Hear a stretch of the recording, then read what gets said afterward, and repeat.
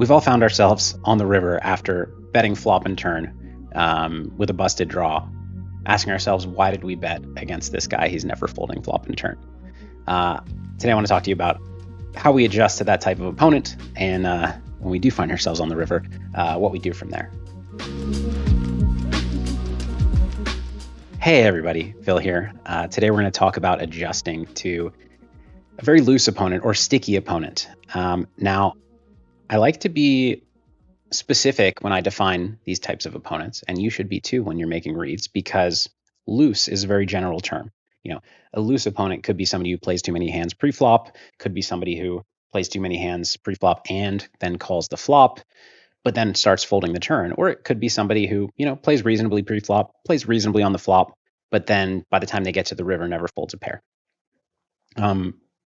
The way you adjust to each of those opponents is very different.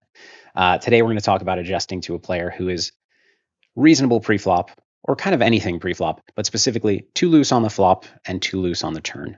This opponent is, floating flop with just too much junk, anything that has kind of any hope. And then, it's not somebody who you're going to get to fold a pair on the turn, or get to fold like a reasonable draw with some showdown value, or actually like any kind of reasonable draw. Some aspects of adjusting to this opponent are kind of obvious. So let's start with those.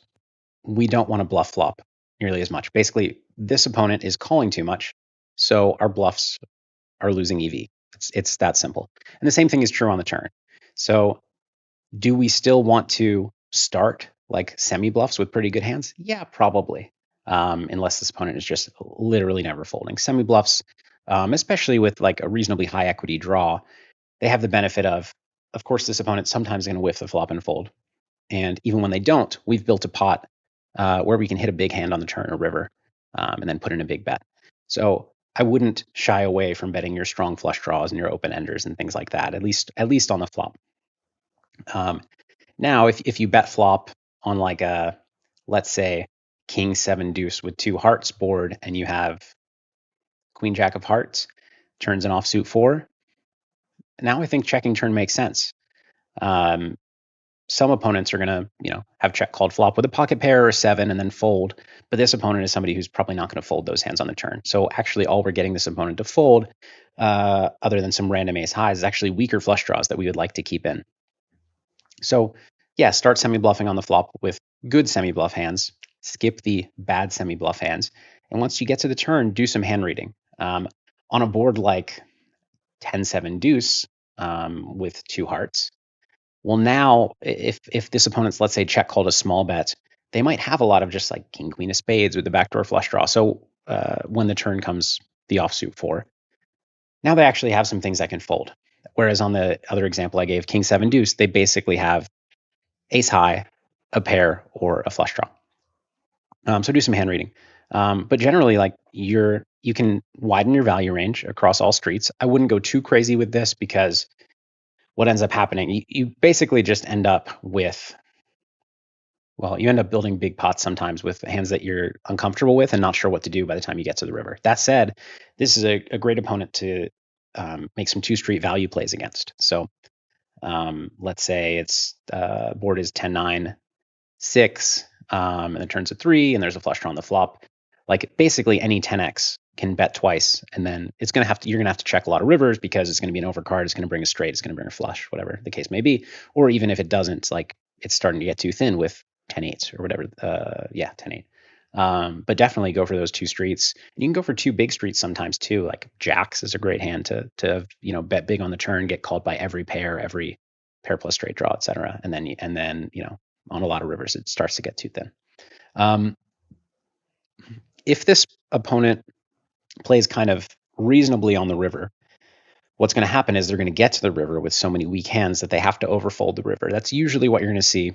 Sometimes, of course, and again, know your opponent. Sometimes a player who's loose on the flop and on the turn is still just really stubborn and loose on the river too, even though they've gotten there with a weak range. But for now, I want to make the assumption that this player's loose on the flop and turn, kind of peeling with any hope of winning the hand, really wants to win the hand. But now once they face a river bet, if they have a weak holding, they tend to fold.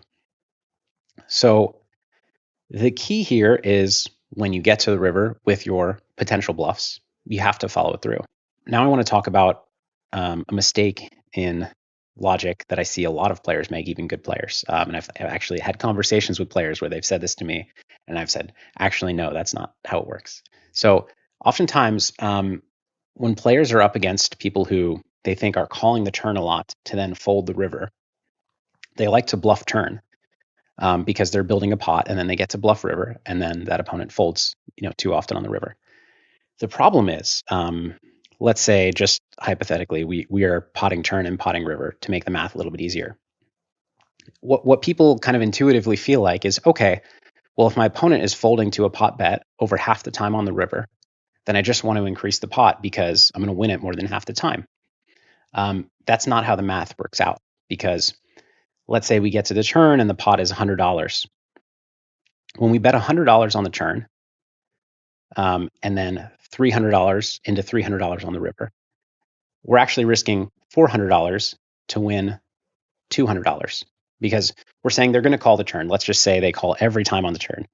Now we've put in 100, they've put in 100. That's how the pot gets to 300. And yes, on the river, you're betting 300 into 300. And if you win more than half the time, that's enough.